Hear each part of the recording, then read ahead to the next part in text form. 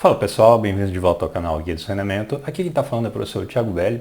E hoje, pessoal, nós vamos dar sequência àquela nossa conversa anterior lá no vídeo, no último vídeo do canal, que nós conversamos sobre o retroasb seguido de loudos ativados, né? Aquela visita técnica virtual que vocês me acompanharam. Pois bem, hoje a proposta é seguir falando desse reator, mas uma pegada assim um pouco mais para conhecer os parâmetros operacionais desse reator.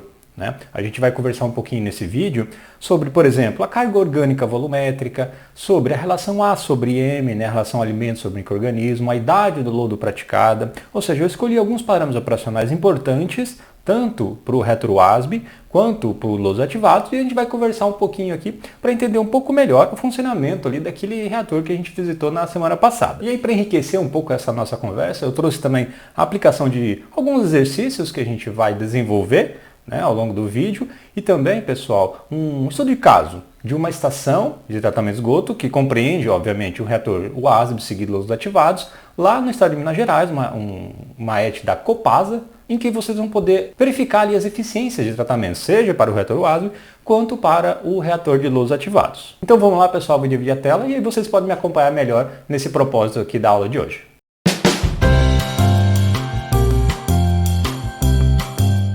Muito bem, tela dividida, então vamos lá, vamos iniciar nossa conversa. E para isso, pessoal, eu trouxe aqui inicialmente aquele esquema básico de um processo que compreende uma ET que se utiliza de UASB seguido lodos ativados. Então, vou desenhar aqui para vocês me acompanharem a minha fala. Aqui na parte inicial nós temos o que nós conhecemos como o processo de tratamento preliminar. Aí vem aqui, né, o nosso primeiro processo que a gente vai estudar hoje, que é o reator UASB, seguido do nosso tanque de aeração. E aí depois vem lá o nosso decantador secundário, e aí que entra a grande expertise do lodo ativados, que é fazer a recirculação desse lodo que sedimenta no decantador secundário, tal como está aqui embaixo, né? Vem para cá e volta. Assim você mantém, aumenta a idade do lodo e consegue obter uma melhor eficiência de tratamento. E vejam uma curiosidade desse sistema, que aquele lodo que seria descartado, o lodo excedente, a gente já conversou sobre isso em outros vídeos, ele é encaminhado para dentro do nosso reator UASB, onde vai sofrer o processo de estabilização. Então veja uma vantagem já inicial dessa conjugação entre o reator UASB seguido dos lodos ativados. É que o nosso lodo, ao invés de ser encaminhado para uma planta de lodo para sofrer o processo de estabilização, ora, ele é estabilizado diretamente dentro do reator anaeróbio, dentro do reator UASB. Isso traz vantagens operacionais para a ET e, sobretudo, quanto ao seu custo operacional, né? A gente sabe que o gerenciamento de lodo é muito custoso para a ET. Então, medidas que você consegue minimizar os dispêndios aí relativo ao gerenciamento do lodo, é bom, né? Então, essa é uma alternativa que já de antemão a gente espera que se tenha quando utiliza a junção entre reator UASB seguido lodos ativados. Muito bem, então, agora focando especificamente no reator UASB, pessoal, a gente sabe ali que ele compreende a zona de gestão, que é essa parte onde vocês veem aqui embaixo, né?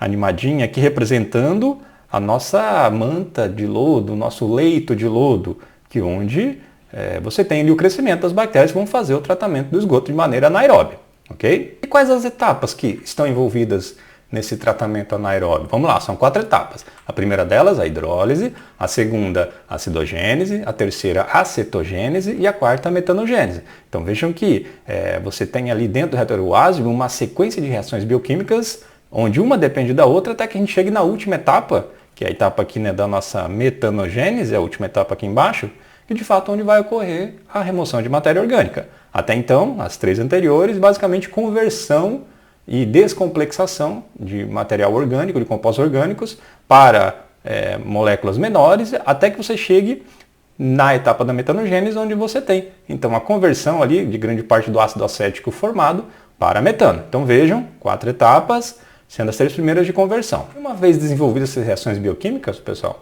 a gente também tem que se preocupar com a separação da biomassa, né? Então você converte ali a matéria orgânica em biogás, em metano, mas você tem o crescimento do lodo, correto?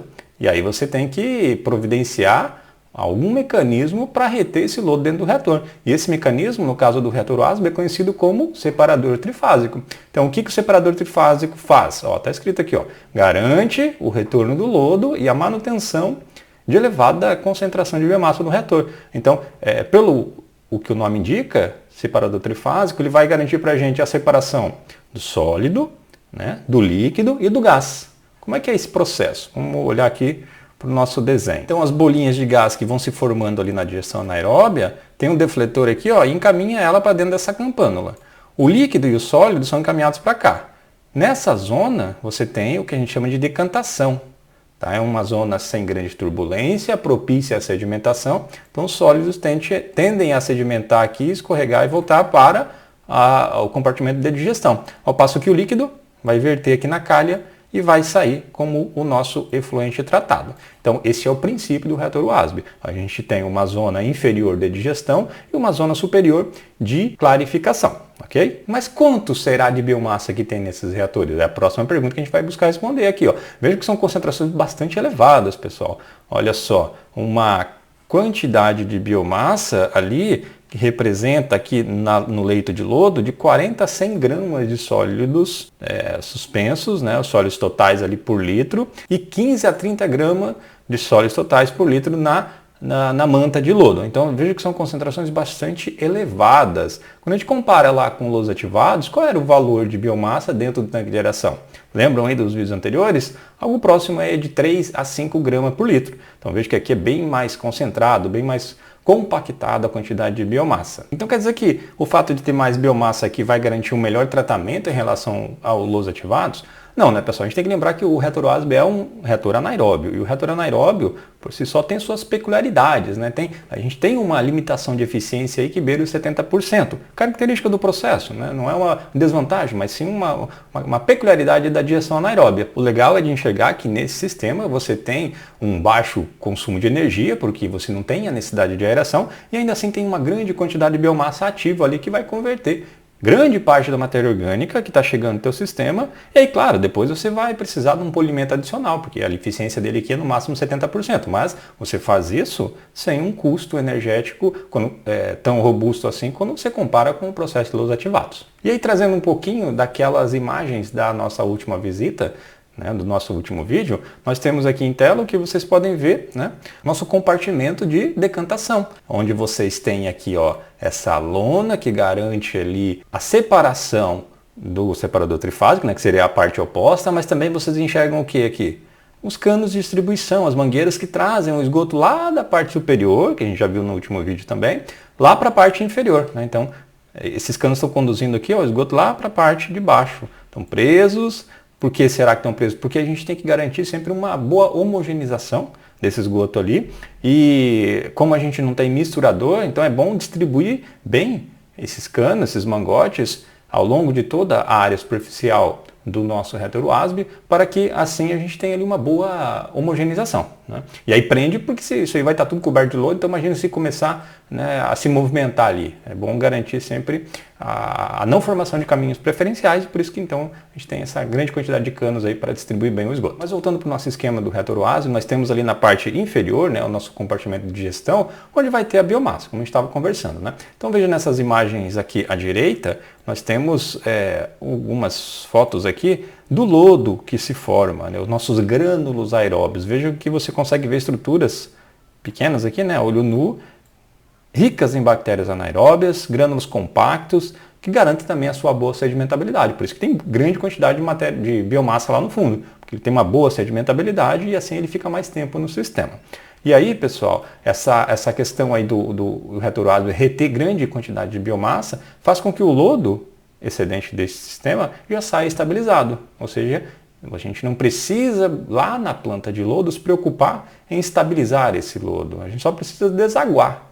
É bem mais simples, né? Então veja que a gente também tem essa vantagem aí. O reator WASB produz um lodo excedente já estabilizado, ou seja, um teor de inertes maior, né? Você tem uma baixa quantidade de teor de voláteis e assim você se preocupa apenas em remover umidade, em remover a água desse lodo. E uma alternativa para fazer isso, ou seja, para desidratar o lodo, são os nossos leitos de secagem, que combinam muito bem com a tecnologia de reatores anaeróbios, né? Que combina muito bem com a tecnologia de reator WASB, porque é simples, basta você dispor num leito de secagem. A gente até tem um vídeo no canal aqui sobre leito de secagem e deixa ali secando, né? Tem os ciclos, né, de 21 dias normalmente, e aí você depois faz a raspagem desse material e encaminha para o aterro sanitário. E agora na sequência, pessoal, eu trago para vocês uma animaçãozinha aqui, onde a gente vai fazer uma viagem para dentro do reator WASB. Essa é a parte de cima.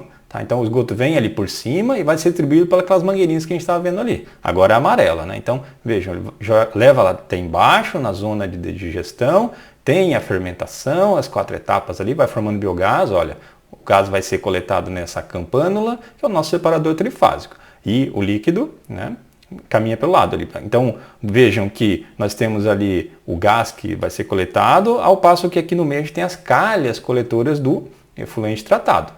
Então, agora a gente uma visão mais geral aí do sistema. Vamos lá olhar agora para o nosso lodo excedente. Então, você tem que fazer o descarte periódico aí para que o lodo seja desidratado depois. Mas a vantagem é que você não precisa mais estabilizar, o lodo já sai estabilizado. Muito bem, então agora vamos olhar um pouquinho para os parâmetros operacionais que eu comentei ali na introdução do vídeo, né? Escolhi 4 aqui para vocês, tá? Carga hidráulica volumétrica, tempo de tensão hidráulico, carga orgânica volumétrica e velocidade superficial do fluxo. Claro que o reator ácido tem outros tantos parâmetros aqui que a gente poderia abordar, né? Mas para o vídeo não ficar muito longo, eu resolvi trazer 4 aqui que são de grande importância para o sucesso operacional dessa tecnologia. Então vamos lá primeiro falar de carga hidráulica volumétrica. A carga hidráulica volumétrica, pessoal, nada mais é, se vocês olharem aqui para a equação, vocês vão ver que ela é o inverso do nosso TDH, né? O inverso do nosso TDH. E o que ela indica? Ela está trazendo para a gente aqui, ó, um tanto de volume por metro cúbico de reator por dia. Tá? Então a gente tem que olhar para a vazão que está chegando, olhar para o tamanho do nosso reator e ver se a gente está respeitando esse limite aqui. Tá? Então a nossa carga hidráulica volumétrica do reator WASB tem que ser menor ou igual a 5 metros cúbicos por metro cúbico de reator por dia. Por que tem que respeitar isso, né? Qual que é o inconveniente? Se você olhar que o reator WASB ele tanto faz a parte de digestão quanto a parte de separação, é importante que essa última etapa, a separação, ela seja bem conduzida.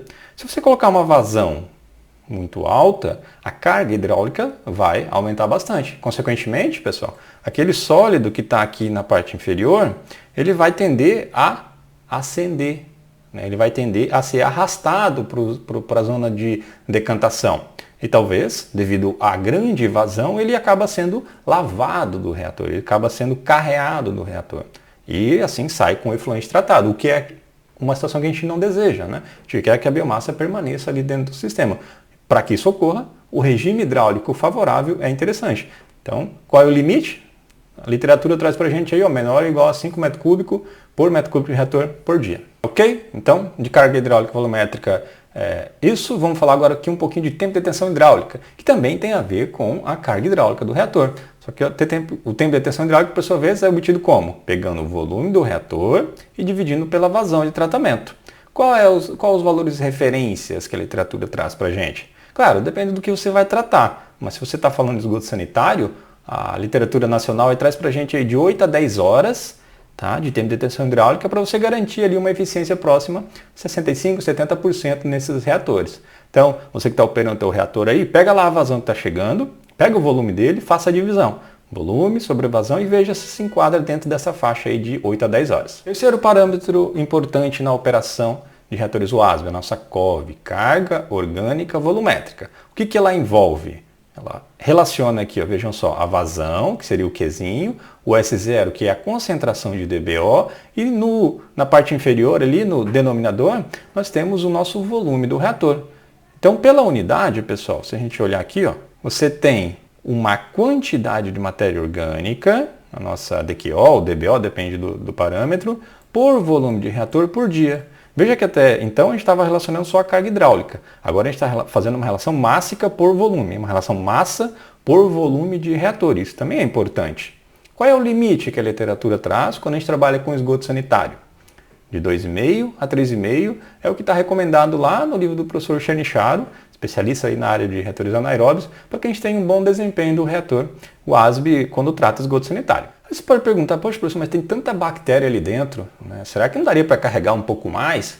Será que não daria para jogar um pouco mais de matéria orgânica ali, tendo em vista a grande concentração de biomassa?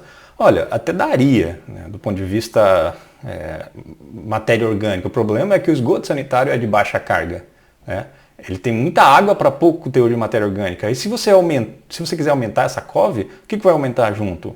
A nossa carga hidráulica. E aí você pode arrastar essa biomassa lá para cima. Tá? Então ela até tem capacidade para aguentar uma maior quantidade de matéria orgânica, mas não da carga hidráulica. Ok? Então vai trabalhar com esgoto sanitário, busca essa faixa aí, de 2,5 a 3,5 kg de DQO por metro cúbico por dia. E por fim, nosso quarto e último parâmetro aqui relacionado ao retroasbe seria a nossa velocidade superficial de fluxo. Como é que calcula isso? Tem que pegar a vazão que está chegando no seu retroasbe e divide pela área superficial do seu retroasbe. Aqui, ó, pega essa área aqui, né, faz aqui o cálculo da área do retroasbe e relaciona com a vazão que está chegando. Então você tem aí uma velocidade de ascensão. Tá? Então seria a velocidade com que o esgoto vai subindo dentro do seu reator até que ele saia lá no vertedor. Né? Qual que é o limite? De 0,5, como vocês veem em tela aqui, a 0,7 metros por hora, tratando esgoto sanitário, para que essa biomassa não seja carreada. Veja que esse parâmetro tem a ver então com a nossa carga hidráulica, também tem a ver com o nosso tempo de detenção hidráulico. Por isso que é importante olhar para esses valorzinhos aí e não se assustar depois se por acaso aqui no teu efluente tratado está saindo um efluente com alta turbidez. Aí você de repente pode suspeitar que essa velocidade não esteja adequada. Tá? Então é importante olhar para esses valores, olhar para esses parâmetros para garantir o desempenho ali, né, de 65%, 70% de remoção de matéria orgânica. Porque se você jogar biomassa no teu efluente tratado, o que vai acontecer? Bem, tu vai perder quem está fazendo o tratamento primeiro, mas também vai estar poluindo o teu efluente. Porque bactéria, em última análise, ela é matéria orgânica também. Ela vai ser DBO, ela vai ser inclusive nitrogênio. Tá? Então é importante olhar também para esse parâmetro. Se a gente olhasse um panorama geral, então um panorama geral é sobre o retroasbe, vocês teriam um efluente com esse aspecto aí, ó, escuro, isso é característico da digestão anaeróbia, um efluente com aproximadamente aí uns 70% de remoção de sólidos, 65% a 70% de remoção de DBO e uma remoção baixa de nitrogênio. NTK, nitrogênio total oxidal, né? Ou seja, a somatória da amônia com nitrogênio orgânico é baixa. Não é de se estranhar, né? A gente sabe que para remover esses compostos amoniacais aí é preciso um tratamento aeróbio. Vai daí que você já suspeita a necessidade da gente complementar esse tratamento. A gente tem que fazer algo a mais para polir esse efluente. Não é? E é o que a gente vai ver agora. Né? A gente vai usar um pós-tratamento para esse efluente que sai do retroasbe. Claro, um pós-tratamento aeróbio, não faria sentido botar um outro reator anaeróbio aqui, porque agora a gente quer, primeiro, remover esse residual de matéria orgânica, mas focar também na remoção de compostos nitrogenados. Né? E aí a gente vai se utilizar nosso processo de Lous ativados. Vocês vão ver então que a gente agora vai calcular requisitos de oxigênio, por exemplo, coisa que a gente não calculou antes. E aí também a gente vai ter na sequência do Lous ativados nosso decantador secundário. Tal como a gente viu lá no início do vídeo, né? Aquele layoutzinho lá do professor Von Spern, explicando que depois do retroasbe vinha o tanque de aeração e por fim o nosso decantador secundário. Então vamos lá. E para iniciar, então eu trago aqui alguns exemplos onde você tem a junção desses processos, etches em escala real, que combinam o retroasbe, o asbe, seguido do nosso tanque de aeração. Então esse aqui é o retroasbe e depois vem aqui para o tanque de aeração, né, circular, embatelada, mas também pode ser um asbe seguido de tanque de aeração, né, seguido dos ativados em fluxo contínuo, que é a imagem aqui em tela da nossa visita técnica feita aí no nosso último vídeo. Então aqui ó, vocês estão vendo apenas os tanques de aeração, claro, em construção ainda, né? Como foi colocado lá, e também os nossos decantadores secundários, ok? E aí, se a gente olhar para o Lous ativados especificamente, dentro, claro que a gente também vai ter biomassa, tal como tinha no asbe, mas agora a gente tem uma biomassa aeróbia, uma biomassa que vai crescendo ali às custas dessa matéria orgânica que vai chegando, às custas desse nitrogênio amoniacal. Então veja que a gente já vai ter tanto bactéria heterotrófica quanto bactéria autotrófica crescendo nesse reator. E que forma, pessoal, olha só que interessante, essa estrutura aqui. Ó. Se a gente deixar isso que a gente chama de licor misto, tira uma amostra lá do tanque de aeração, deixa parado por um tempo, ele vai começar a flocular. Acontece isso aqui. Ó. Isso é muito interessante no processo de Lous ativados, porque garante a sedimentabilidade desse lodo. E depois você pega ele e retorna para dentro do tanque de aeração. Então, se a gente olhasse com um zoom ali, né, o que a gente enxergaria? Enxergaria a essência do Lous ativados, que é o floco. Né? O floco é essa estrutura aí que mistura bactéria filamentosa, bactéria formadora de floco, proteína, polissacarídeo, nosso EPS, que dá uma proteção ali ao floco e que garante também o peso a ele, né? essa formação floculenta que depois sedimenta e, como eu disse, retorna para o tanque de aeração. Então, o sucesso do Los ativados passa por formar um bom floco para que ele sedimente bem e depois retorne, né?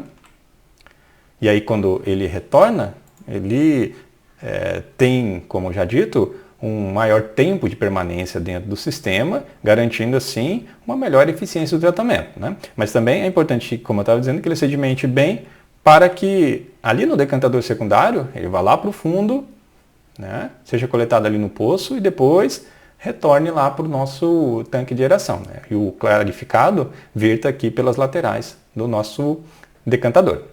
Mas voltando lá para o nosso tanque de aeração, se a gente olhar ali, como já dito, a gente vai encontrar tanto bactérias heterotróficas, que, assim como lá no retroasbe, fazem remoção de matéria orgânica, mas agora aqui heterotróficas aeróbias. E vamos ter também, pessoal, agora a presença das nossas bactérias autotróficas removedoras de nitrogênio, ou seja, o processo conhecido como nitrificação. Então vamos olhar um pouquinho de cuidado aí, um pouco mais de cuidado para o processo de nitrificação, para a gente entender essa particularidade do Los ativados, que é a remoção de amônio.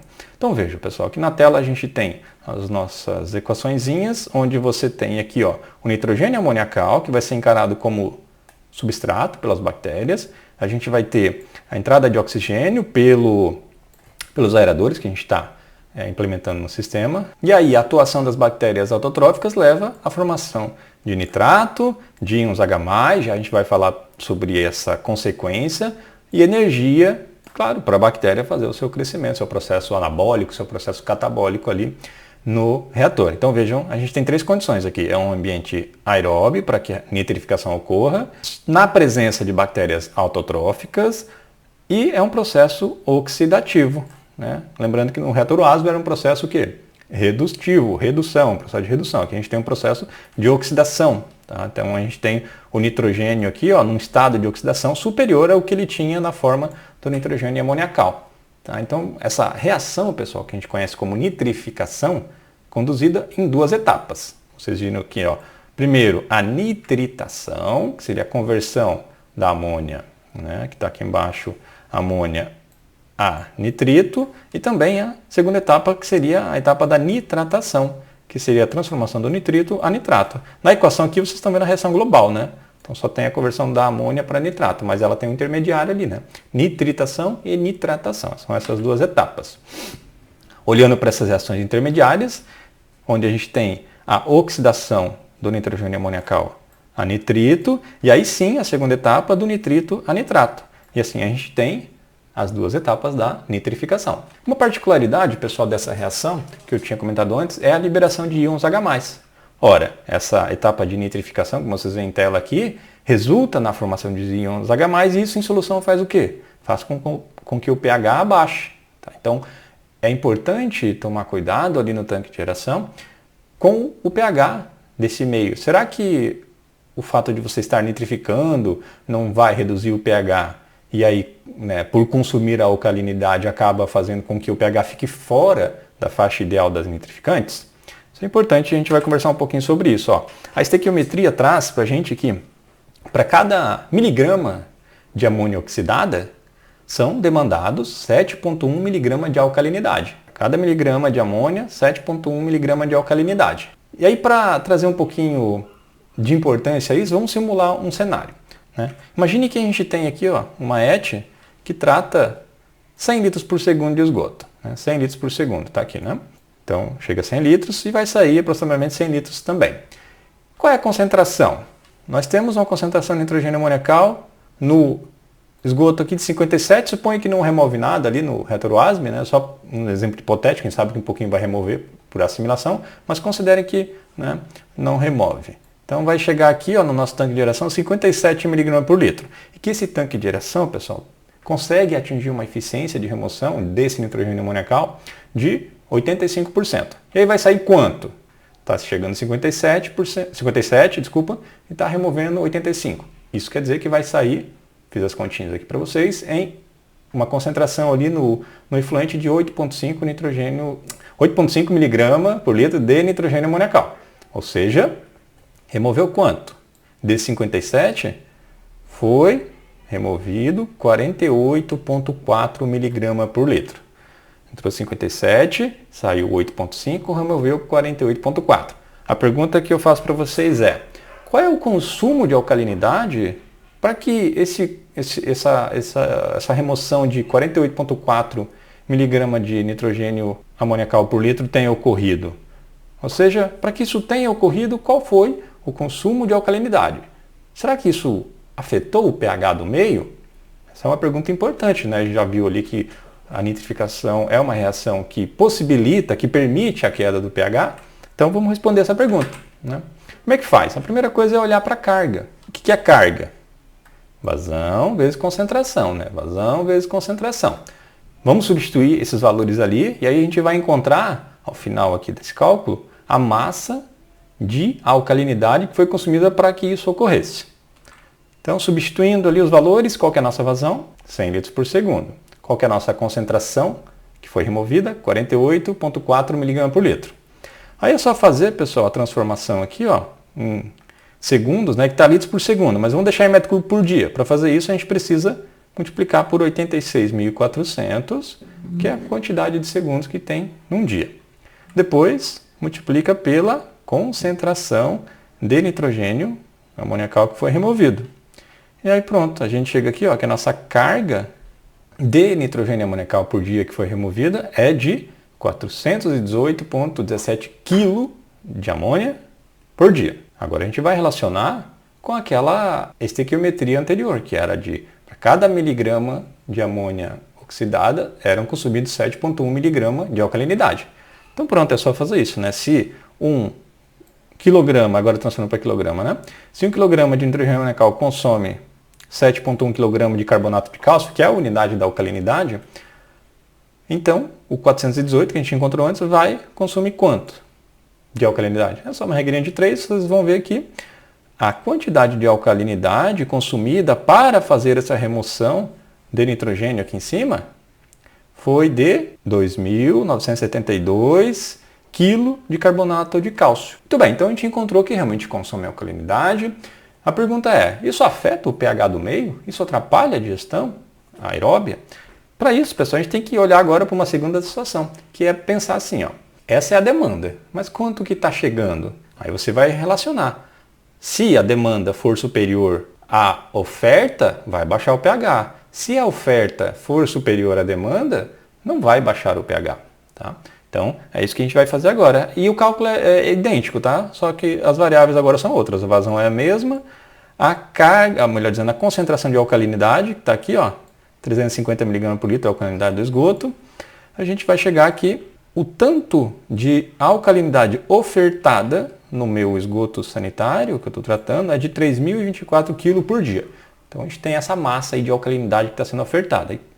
E aí, é só relacionar com a demanda, ó. Então, a nossa oferta é de 3.024, né? 3.024 kg de carbonato de cálcio. E quanto que demanda para nitrificar ali no tanque de geração? O nosso 2.972 kg.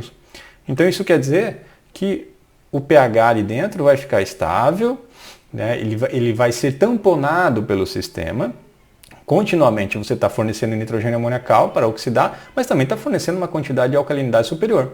Vai ser sempre assim? Não, eu joguei um valor aqui hipotético. Né? Pode ser, isso, aliás, tem que ser medido. Você está operando na sua estação ali, você tem que medir o valor da alcalinidade. Faz um ensaio de titulação, vê lá qual é a quantidade de ácido que você gasta para fazer esse ensaio de alcalinidade, aí joga uma equaçãozinha ali e encontra qual seria o valor da alcalinidade. Né? Aqui no nosso exemplo, eu botei 350.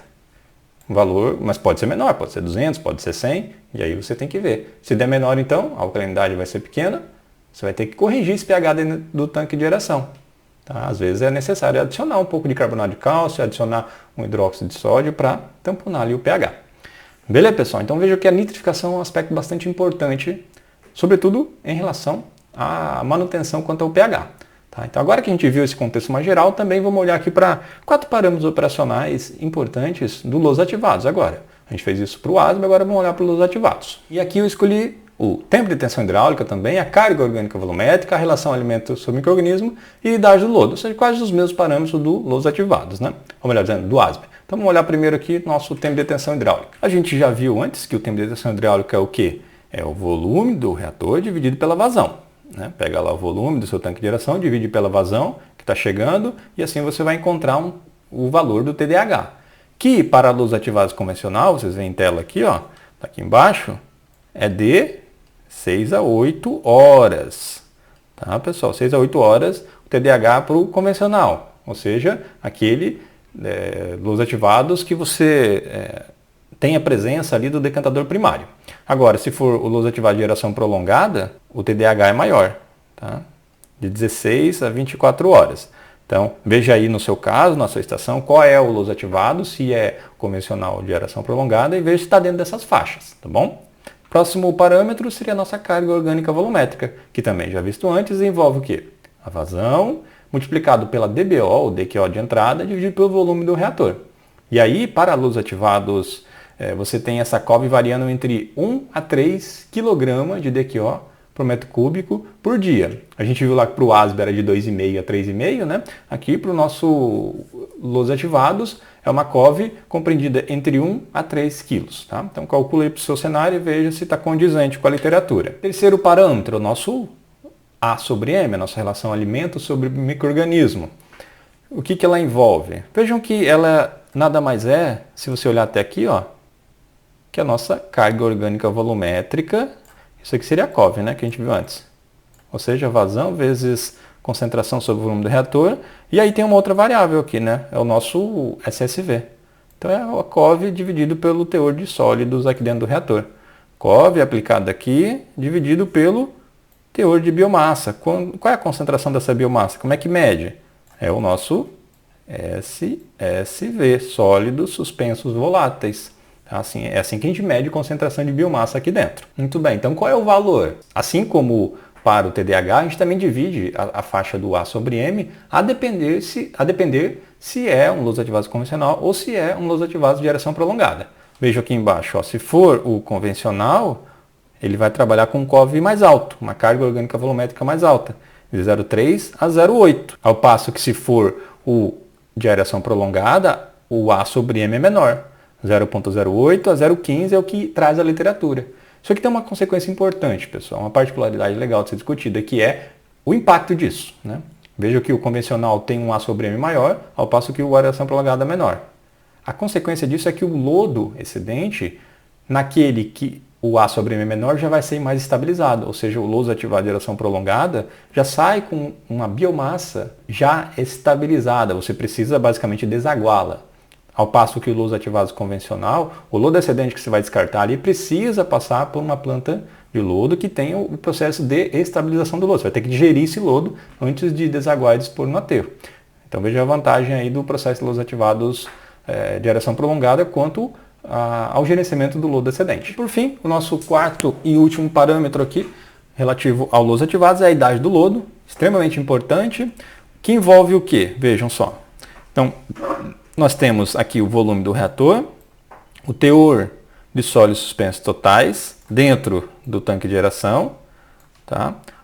A nossa vazão de descarte de lodo, que é o quanto que você vai descartar aqui de lodo, vezes o nosso SST nessa linha de retorno. Tá? Veja que esse SST passou por uma sedimentação aqui, né? Por isso que ele é diferente do SST aqui dentro do tanque de geração. Então você usa essas quatro variáveis para encontrar a idade do lodo do teu sistema. É assim que se calcula. E aí, para o luz ativado convencional, você tem um valor menor, tá? De 4 a 10 dias, e para a aeração prolongada, de 18 a 30. Veja que essas coisas que elas se amarram no sentido de explicar o porquê que a relação do A sobre M para o luz ativado de geração prolongada é menor. É menor porque você tem uma maior idade do lodo lá dentro. E se tem uma maior idade do lodo, quer dizer que o teor de sólidos também é maior. Okay? Então, se você tem um maior teor de sólidos, o que acontece com a disputa pelo substrato? Aumenta. Né? Então, você tem uma maior competição pelo substrato que faz com que esse lodo experimente condições de endogenia, né? Condições de maior disputa, condições de falta de substrato pelo tanto de bactéria que tem ali dentro. Tá? Então, isso explica um pouquinho ali por que o lodo já sai estabilizado no caso do lodo ativado de geração prolongada. E para resumir a nossa conversa, antes de partir para o decantador, olha só, trouxe para vocês aqui uma tabelinha lá do livro do Sr. von Spelling, que resume para a gente vários dos parâmetros aqui relativos à operação dos reatores de luz ativados, precedido de reator UASB, Tá? Por exemplo, relação A sobre M, que a gente estava conversando aqui, né? Tem a faixa, a eficiência esperada em relação a diversos parâmetros, aqui DBO, DQO, amônia, nitrogênio, fósforo, área requerida, ou seja, tem uma série de detalhes aqui importantes. Dá uma conferida aqui, vê se faz sentido aí na estação que vocês estão operando. E lembrando que isso aqui são faixas específicas para o WASB e lodos ativados, né? Se você quiser separadamente para cada sistema, né? Lodos ativados convencional, você tem aqui lodos ativados de geração prolongada, né? Na coluna ao lado. Então vamos lá, agora vamos mudar a sequência, vamos falar dos nossos decantadores. Claro que o processo biológico é muito importante para o desempenho do reator de lodos ativados, porque são as bactérias que fazem ali o tratamento. Mas garantir uma boa sedimentação dessa biomassa também é muito importante, porque se ela não sedimentar, ela vai embora com o efluente tratado, né? E assim vai diminuir a eficiência do sistema, porque menos lodo vai retornar. Então, olhar para o decantador secundário é encarar essa importância aí desse que a gente chama de gargalo operacional do lodo ativados, né? Como é que é feita essa separação? Veja que a entrada do lodo, que vem lá do tanque de oração, é feita por baixo, né? Ela vem aqui, sobe, chega até no nosso defletor aqui, ó, e depois bate aqui, né? Tende a passar por esse caminho até que encontra as saídas, isso considerando um decantador circular, né? Então ele sai pelos dois lados, você tem uma saída do clarificado aqui e outra saída do clarificado no lado oposto. O que acontece com o lodo excedente? Veja que ele vai tender a sedimentar, e aí você tem um raspador aqui que vai ficar girando, né? Você tem aqui uma ponte giratória conectada a um raspador lá no fundo, que vai trazer esse lodo, tem uma declividade, né? Para o poço de lodo aqui. Esse lodo é o que vai ser, né, encaminhado para o decantador, ou melhor, para o tanque de aeração, e parte dele você vai descartar, né, porque você tem que fazer o controle da idade do lodo. E na equação da idade do lodo tinha lá a vazão de descarte do lodo excedente. Então é daqui que você também vai tirar parte desta biomassa que cresce ali. Mas dois aspectos importantes aí do decantador, pessoal, é quanto eu aplico de vazão ali, ou seja, qual é a carga hidráulica e também qual é a carga de sólidos, que são as duas variáveis que estão aqui embaixo, né? Carga hidráulica e a carga de sólidos. Porque se você aplicar uma quantidade muito grande, obviamente que daqui a pouco esta manta de lodo que você tem aqui no decantador, ela vai subindo, subindo, subindo, até que daqui a pouco ela sai junto com o teu clarificado. Então você quer evitar isso. Como é que faz? Já a gente vai olhar a equaçãozinha, mas vamos olhar primeiro para o funcionamento desse reator aqui, né? Ou melhor dizendo, desse decantador. Você tem aqui, como a gente já tinha visto, o caminho por onde vai subir o nosso licor misto, o nosso lodo que vem lá do tanque de aeração. Ele bate nesse defletor aqui e aí tende a ir tangenciando aqui até sair lá nos vertedouros. Até ele virar aqui na parte dos vertedouros, que a gente tem uma imagem melhor, né? Então ele tende a verter aqui, o lodo lá no fundo vai e é coletado pelo poço ali, né? O poço de lodo, e parte descartada e parte é então encaminhado para o tanque de aeração. Então, voltando aqui para nossas equaçõezinhas, qual é a taxa de aplicação hidráulica? Como é que calcula isso? Bem, é só pegar a nossa vazão, que está chegando ali por baixo do nosso decantador, e dividir pela área do decantador. Assim você vai ter uma unidade de metro cúbico de efluente que você está colocando ali para sedimentar por metro quadrado por hora. E a taxa de aplicação de sólidos, o conceito é parecido, mas agora você pega a vazão que está chegando na ET, mais a vazão de recirculação, dividido pela área do decantador, vezes a concentração de sólidos suspensos lá no tanque de aeração. Tá? Então você vai encontrar valores aí tanto para a taxa hidráulica quanto para a taxa de carregamento de sólidos, que você vai ali e compara, né? Você tem aqui, ó, diferentes tipos de lodos ativados, né? Lodos ativados convencional, aeração prolongada, com soletor, e aí você tem as referências aqui, né? Vamos supor que você quer encontrar qual é a taxa de aplicação hidráulica média para lodos ativados convencional. Então, você vai ter que trabalhar nessa faixa aqui, ó, segundo essa referência do Metcalfe-Edge, né, que seria a referência 1. Agora, a mesma coisa, para a taxa de aplicação de sólidos, para a vazão média de esgoto, você teria que trabalhar um valor compreendido entre 4 a 6 kg de sólidos por metro quadrado de reator por hora, tá? Segundo também o Metcalfe-Edge. Então, veja aí quais são os valores no caso de vocês, dessas unidades, né, da vazão de esgoto, da vazão de retorno, da área do decantador e do teor de sólidos lá do tanque de geração, e assim você vai encontrar a taxa de sólidos que você está aplicando no seu decantador. E aí vê se está dentro da faixa ali. Se não tiver, você já sabe, né? Vai começar a subir lodo, daqui a pouco vai aumentar a turbidez do teu clarificado. Muito bem, agora para ilustrar um pouquinho essa nossa conversa sobre aplicação do ASB seguido de lodos ativados, eu trouxe para vocês aqui uma ET, como eu havia dito lá na introdução, a ET Betim Central, né, operada pela Copasa, lá em Minas Gerais, que vocês têm um reator ASB, seguido de um lodos ativados, né, ele também dá para ver o decantador secundário, e vamos ver qual a eficiência que eles encontram para essa ET. Temos dos parâmetros aí como DBO, DQO, nitrogênio amoniacal, que a gente vem conversando aqui no canal, né. Deixa eu pegar aqui minha caneta de novo. Vamos lá, vamos começar então falando aqui dessa ET, e para ilustrar um pouco melhor, eu usei como base esse trabalho acadêmico aqui lá da UFMG, tá? Então vocês têm esses valores aqui, se vocês quiserem consultar melhor, acessem ali essa dissertação, né, esse trabalho acadêmico lá, orientado inclusive pelo professor Von Sperling, e vocês vão encontrar essas eficiências que estão colocadas aqui, ó, lá para o tratamento preliminar, né, a remoção em termos de DBO, lá para o reator ASB, a eficiência, olha só, a eficiência do reator ASB contra a remoção de DBO, dessa ET ali, 58%. E a remoção de DBO para o lodos ativado seria de 83%. E aí quando você pega a eficiência global, vocês vão encontrar nessa tese ali, na dissertação melhor dizendo, uma eficiência de 94% para a remoção de DBO.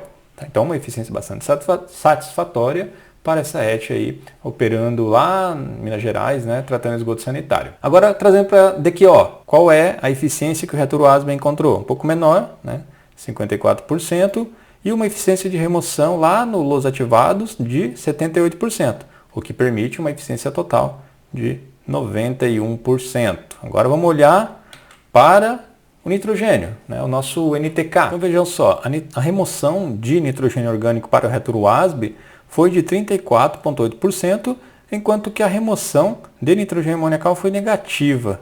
Curioso isso, né? O reator ASB está produzindo nitrogênio amoniacal, né? A eficiência está sendo negativa, ou seja, está sendo mais do que estava entrando. Isso acontece, pessoal, pelo processo conhecido como amonificação, né? Então você tem ali um processo de conversão do nitrogênio orgânico a nitrogênio amoniacal. Tá? Lembrando que o ASB não é um ambiente propício à remoção de nitrogênio amoniacal, né? Ele é um reator anaeróbio, não faz a nitrificação. Então quando você tem esse processo de amonificação ocorrendo ali, não tem nitrificação, quer dizer que você vai sobrepor a quantidade de nitrogênio amoniacal que tinha inicialmente. Por isso essa eficiência negativa. Tá? Então para a gente não faz muito sentido discutir remoção de nitrogênio amoniacal no reator ASB. Vamos olhar para o nosso tanque de geração. Qual é a eficiência de remoção, tanto do nitrogênio orgânico quanto de nitrogênio amoniacal? Então veja que para o nitrogênio orgânico foi de 55% e para o nitrogênio amoniacal de 77%. Tá? Então se a gente olhar a eficiência global, né, foi acima de 70% para nitrogênio orgânico e para nitrogênio amoniacal. Então vejam a importância, né, pessoal? Você viu que o reator ASB não nitrifica, já o lodos ativado sim. Então essa complementação, esse polimento adicional é importante ressaltar, valorizar, porque se fosse só o reator ASB, a gente teria ali uma remoção até meio limitante, né, uma remoção insatisfatória de matéria orgânica, e ainda assim nem removeria nitrogênio amoniacal. Tá? Então fazer aí a devida valorização ao processo de lodos ativados que vem aí para complementar esse tratamento. Então vamos olhar agora o último contaminante, é o fósforo. E aí, se você olhar já direto aqui, a eficiência global foi baixa, né? De apenas 34%. Isso é esperado, tá, pessoal? Para garantir remoção de fósforo de maneira efetiva por processos biológicos, a gente teria que ter um processo biológico um pouco diferente do que se tem ali no lodos ativados, né? A gente teria que ter o que a gente chama do processo EBPR. Tá? Se fosse traduzir aí o português, seria uma remoção biológica otimizada do fósforo. A gente abordou essa discussão aqui no canal. Nesse caso, pessoal, a remoção não ocorre porque não acaba crescendo ali a bactéria que faz esse EBPR. Para fazer isso, você precisaria alterar ali, incluir algumas zonas anaeróbias no lodos ativados, uma zona nóxica, recirculação apropriada entre eles, e assim você garantiria uma eficiência maior. Tá? Mas também você pode fazer remoção via processo coagulação, floculação. Né? A gente tem ali um vídeo no canal, inclusive, abordando esse aspecto aí de fazer a remoção físico-química. Tá? Mas então já saibam aí que unir o ASB e ciclos ativados não é favorável para a remoção biológica de fósforo, apenas para matéria orgânica e para nitrogênio. Então, se a gente pegasse aí a ciência global dessa ET, Betim Central, lá da Copasa, a gente chegaria que a DBO foi de aproximadamente 95%, os sólidos suspensos aproximadamente 90% e o nosso nitrogênio total Kjeldahl aproximadamente 85%. Ou seja, é um sistema interessante para remover matéria orgânica, para remover nitrogênio amoniacal e para remover sólidos suspensos totais. Ok? E aí, para finalizar o nosso vídeo, pessoal, eu trouxe aqui um exercíciozinho, onde a gente vai usar como base o livro do professor Von Sperling, lá de Los Ativados, e uma parte do capítulo 15 ali que tem um exercício interessante.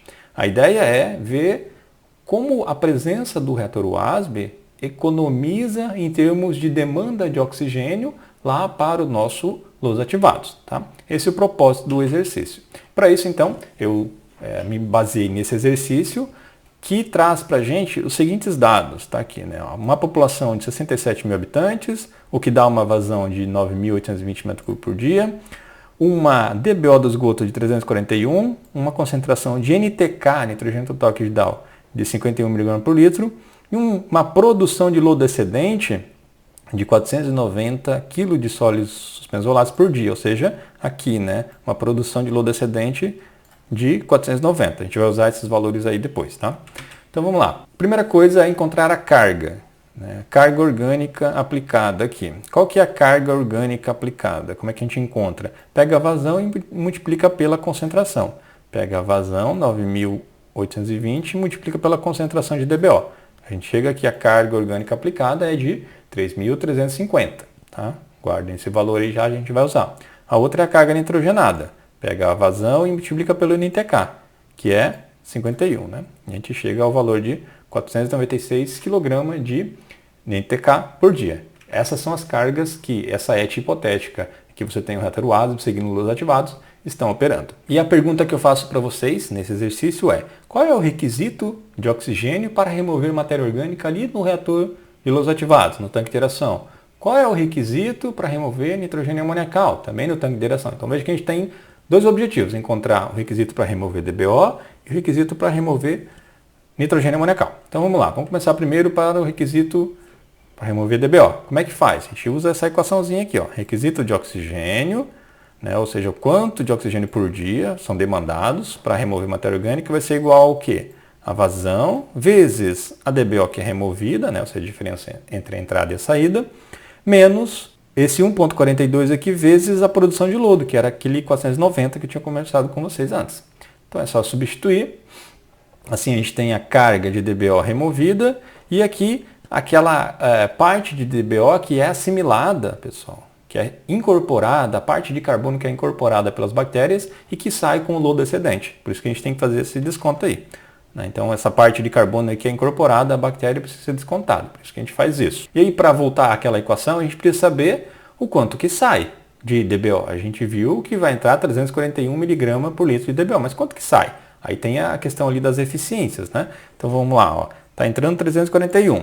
O ASB tem uma remoção de 70%, a gente está adotando aqui 70%. Quer dizer que vai sair quanto do reator ASB? 102 mg por litro. Né? Se você fizer uma remoção de 70% de 341, vai sobrar 102 mg por litro. Quer dizer que essa é a DBO que vai entrar aqui no processo de los ativados. Tá? Mas esse 102 ainda não é a saída, é a entrada. E a gente tem que assumir que o los ativados vai remover 90%, que é uma remoção de DBO que se espera aqui dentro do los ativados. Então, quer dizer que se ele vai remover 90%, vai sobrar só 10% aqui na saída, né? Que é a nossa concentração aqui de 10,2 mg por litro de DBO. Essa é a concentração de saída que a gente vai usar lá na nossa equação. Então pronto, agora é só substituir aqui os valores. A gente tem este cenário aqui, né, a vazão, o quanto que está entrando no tanque de aeração, é importante ressaltar isso. A gente quer encontrar o requisito de oxigênio aqui, no tanque de aeração.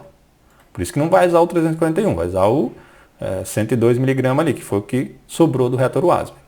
Depois diminui pelo que está saindo e multiplica aqui pela quantidade de lodo excedente, né? Pronto. E assim a gente ao fazer as contas, chega que o requisito de oxigênio neste sistema, né, será para remover DBO de 206,4 kg de oxigênio por dia. Esse é o requisito de oxigênio para remover carbono.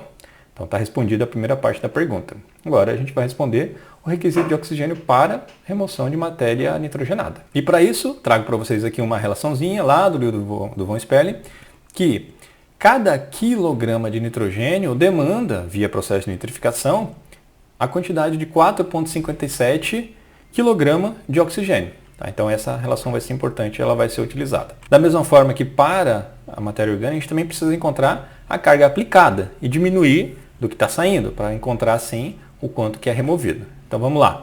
A gente sabe lá do enunciado que a carga de nitrogênio aplicada é de 496.